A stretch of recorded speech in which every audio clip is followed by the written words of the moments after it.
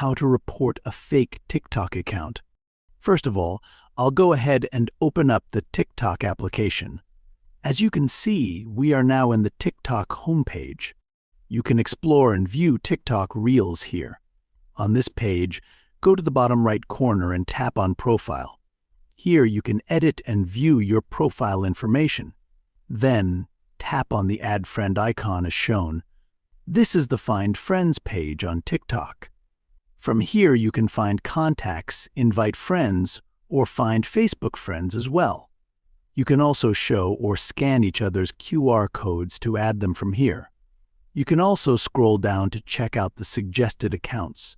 From here, if you want to report an account, then tap on the three dots beside the account name. Here, tap on Report. Then, tap on Report Account.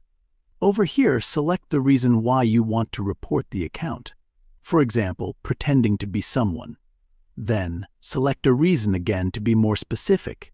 Here, provide the required information and then tap on Submit at the bottom.